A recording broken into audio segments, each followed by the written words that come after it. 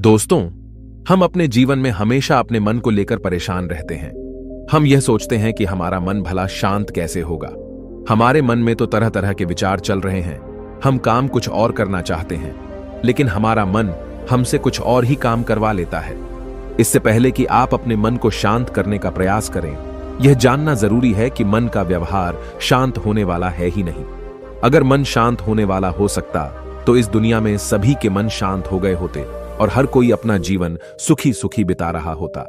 फिर न तो कोई हंगामा होता और न ही किसी तरह की कोई तकलीफ। सभी का जीवन खुशी खुशी बीत रहा होता। फिर न तो आप और न ही मैं पैसे कमाने के पीछे भाग रहे होते। समस्या तो यह है कि हम ज्यादा से ज्यादा चीजें इकट्ठा करना चाहते हैं, क्योंकि हमें लगता है कि हमारे पास जितनी ज्यादा चीजें होंगी हम उतना ही सुखी रहेंगे।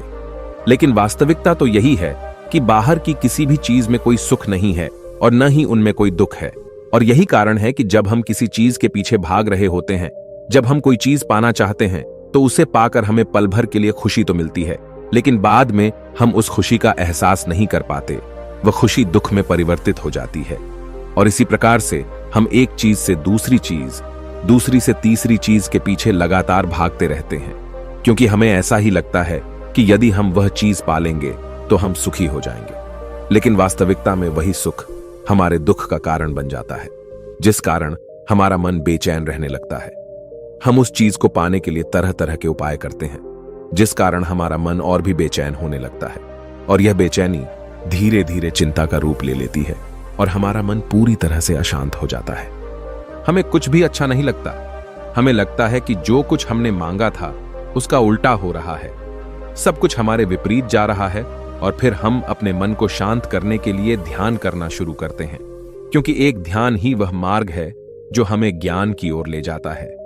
वह हमें यह बताता है कि बाहर किसी भी चीज में कोई सुख नहीं है और न ही दुख है।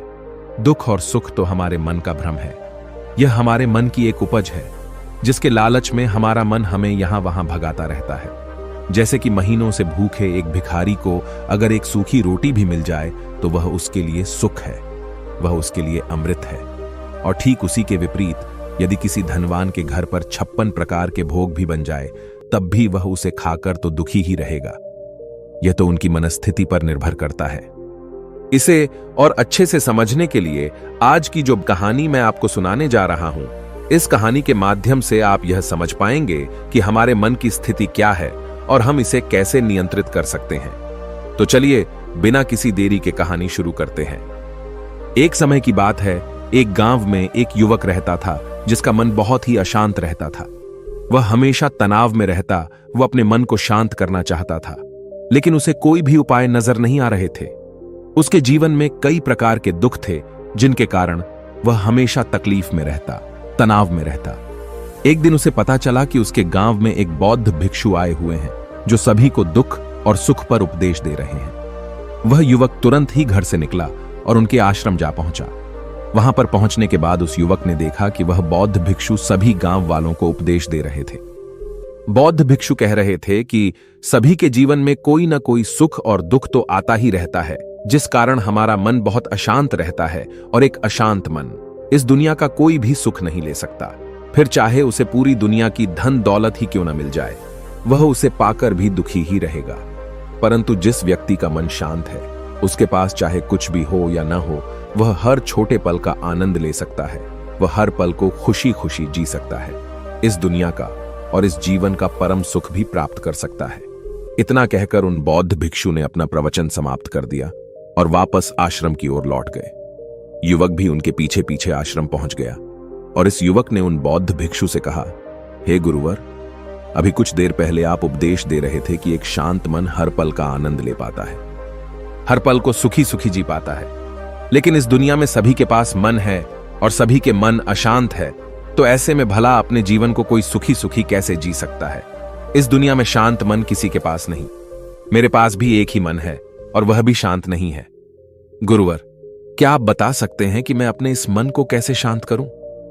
तभी बौद्ध भिक्षु ने उस युवक को ध्यान के बारे में समझाया, ध्यान के फायदे बताए और उसे कहा, बेटा, ध्यान करने से हमारा मन शांत हो जाता है। हम विचारों के दलदल से बाहर आने लगते हैं और इस कारण हमारे जीवन में सुख उत्पन्न होने लगता है। यदि तुम भी अपने जीवन में सुखी होना चाहते हो, अपने मन के इन विचारों के दलदल से बाहर निकलना चाहते हो, तो तुम्हें ध्यान करना चाहिए। तुम्हें ध्यान का अभ्यास करना चाहिए, क्योंकि यही वह मार्ग है जो तुम्हारे मन को शांत कर सकता है और तुम्हें सही राह पर ला सकता है। उस युवक ने उन बौद्ध भिक्षु की बात मान ली। उस युवक ने उन बौद्ध भिक्षु को प्रणाम किया और वापस घर चला गया। घर पहुंचने के बाद उसने ध्यान करना शुरू किया। वह रात भर ध्यान करता रहा, लेकिन उससे उसे कोई लाभ नहीं हुआ। इस कारण वह अगली सुबह फिर से उन बौद्ध भिक्षु के पास पहुंचा और उन बौद्ध भिक्षु से कहता है, गुरुवर, आपके कहे अनुसार मैंने रात भर ध्यान किया है, लेकिन उससे मुझे कोई लाभ नहीं हुआ। मेरा मन तो अभी भी अशांत है। आप तो कह रहे थे कि ध्यान करने से हमारा मन शांत हो जाता है। तभी वह बौद्ध भिक्षु उस युवा से कहते हैं, ध्यान कोई एक बार करने की चीज नहीं है, यह तो अभ्यास है और धीरे धीरे समय के साथ मन शांत होता जाएगा। इस पर वह युवक कहता है, हे गुरुवर, मेरे पास इतना समय नहीं है। मुझे कोई ऐसा मार्ग बताइए जिससे जल्दी जल्दी मेरा मन शांत हो जाए और मैं खुशी खुशी अपना जीवन जीने लग जाऊं। ऐसे तो मेरा बहुत समय बर्बाद हो जाएगा। मुझे कुछ ऐसा बताइए गुरुदेव, जिससे मेरा मन आज के आज और अभी शांत हो जाए, जिससे मैं सुख की अनुभूति कर पाऊं, मुझे सुकून मिले। उस युवक की यह बात सुनकर बौद्ध भिक्षु मुस्कुराने लगे। उन्होंने उस युवक से कहा, बेटा, मेरे पास तुम्हारे लिए कुछ ऐसा है जिससे तुम्हारा मन अभी के अभी शांत हो जाएगा। इतना कहकर वह बौद्ध भिक्षु अपने आश्रम में गए और अंदर से एक घड़ा लेकर आए और उस युवक को थमाते हुए कहते हैं, जाओ और पास की बह रही उस नदी से इस घड़े में पानी भर कर लाओ। उन बौद्ध भिक्षु के इतना कहने के बाद उस युवक ने वह घड़ा हाथ में ले लिया और नदी की तरफ जाने लगा। उसके बाद मन ही मन सोच रहा था कि लगता है यह गुरु पागल है, इन्हें कुछ नहीं पता। भला यह घड़ा मेरे जीवन में शांति कैसे ला सकता है? यह मेरे मन को शांत कैसे कर सकता है? लेकिन उसके पास और कोई रास्ता नहीं था, जिस कारण उसने घड़ा लिया और पास वाली नदी के पास पहुंच गया। उसने उस नदी में से उस घड़े में पानी भरना शुरू किया, लेकिन जैसे ही उस व्यक्ति ने उस घड़े को नदी से बाहर निकाला, तो उस युवक ने देखा कि उस घड़े के चारों ओर छोटे छोटे छेद हैं, जिससे पानी तेजी से बाहर की ओर निकल रहा था।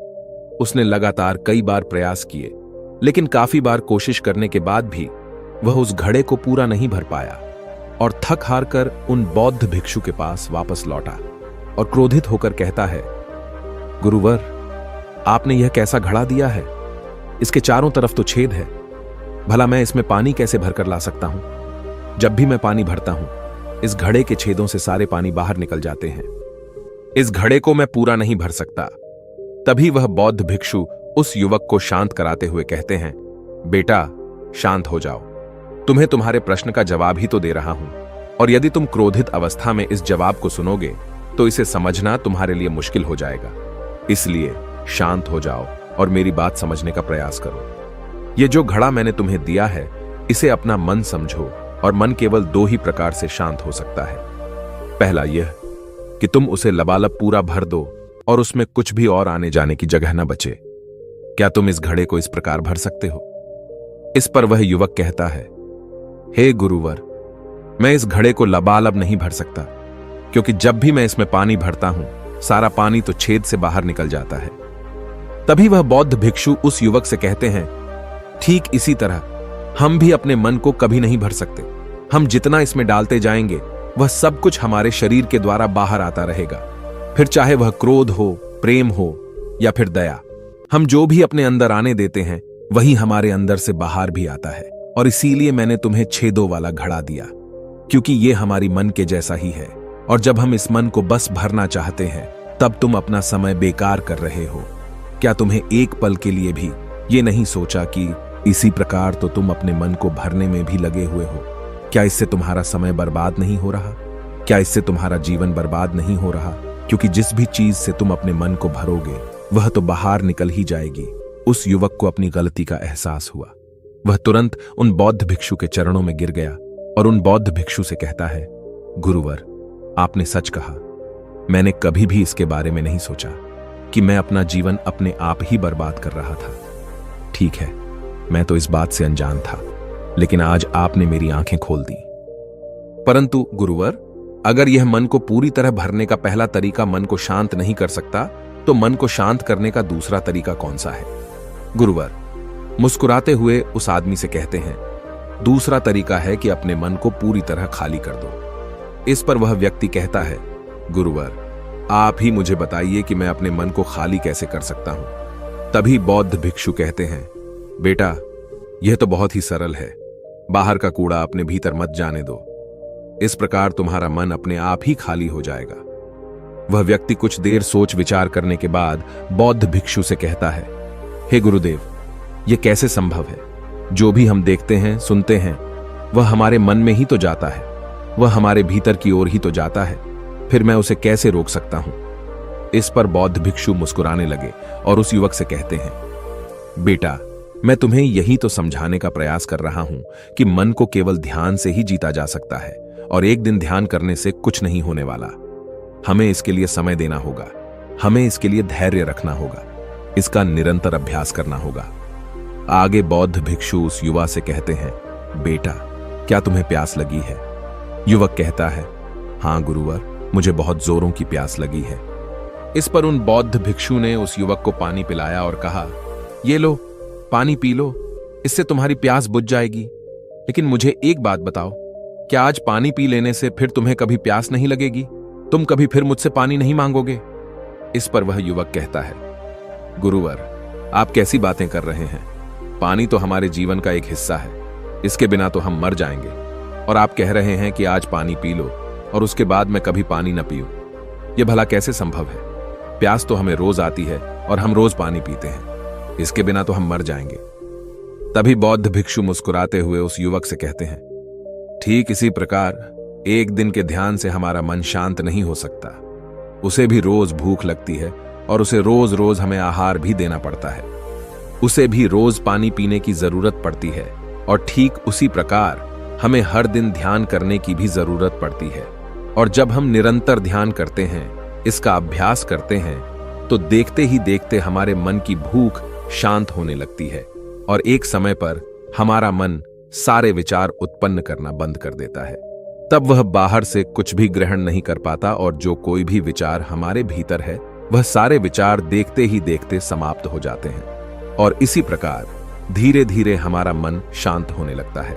आगे वह बौद्ध भिक्षु उस युवक से कहते हैं, बेटा, तुम ही तो कह रहे थे कि तुमने रात भर ध्यान किया है, लेकिन उसके बाद भी तुम्हारा मन शांत नहीं हो रहा। बेटा, तुम चाहो तो 1 घंटे के लिए ध्यान कर सकते हो, चाहो तो पूरा दिन भर तुम ध्यान करो, लेकिन इसका लाभ भी तुम्हें उतना ही मिलेगा।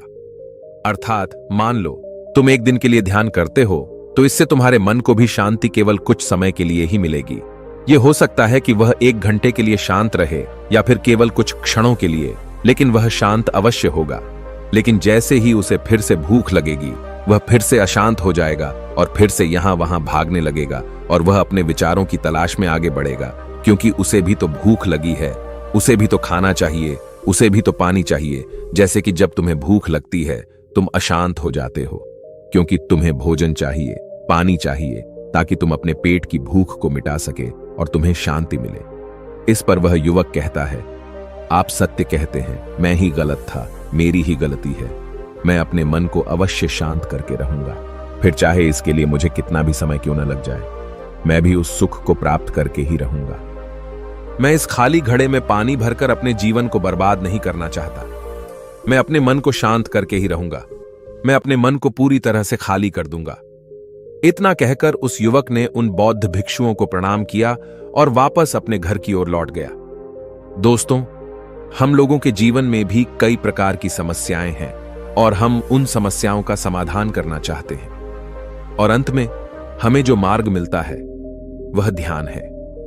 हम ध्यान तो करना चाहते हैं, लेकिन हम उसके परिणाम को तुरंत पाना चाहते हैं। जब हम शुरू शुरू में ध्यान करते हैं तो हमें उसका कुछ भी लाभ नहीं मिलता और हमें लगता है कि यह व्यर्थ है, इससे हमें कोई भी फायदा नहीं होने वाला, क्योंकि हमें तो सब कुछ जल्दी जल्दी चाहिए। लेकिन वास्तविकता तो यही है कि ध्यान सब्र और समय मांगता है और साथ ही उसे शांति भी चाहिए। परंतु हम इतने अशांत हैं कि हमारे भीतर ये तीनों चीजें नहीं हैं। इसीलिए अपने भीतर धैर्य पैदा करें। जब आपके भीतर धैर्य पैदा होगा, तभी आप सब्र, समय और शांति के महत्व को समझ पाएंगे, और फिर आपका समय चाहे कैसा भी क्यों न चल रहा हो, आप हर समय खुश रहना सीख जाएंगे। अगर आपका मन अशांत है तो यह किसी और के हाथों में नहीं है कि वह आपके मन को शांत कर सके। यह तो आपके हाथों में है कि आप अपने मन को किस प्रकार और कितनी देर तक के लिए शांत कर सकते हैं। दोस्तों, आपने आज के इस वीडियो से क्या सीखा वह मुझे आप कमेंट में बता सकते हैं। इसी के साथ में उम्मीद है कि आपको आज की वीडियो पसंद आई होगी, तो इस वीडियो को उस इंसान को शेयर करें और उसी के ठीक बाद चैनल को सब्सक्राइब करें। तो चलिए फिर मिलते हैं ऐसी एक और नई वीडियो में। तब तक के लिए अपना ख्याल रखें। धन्यवाद और नमो बुद्धाय।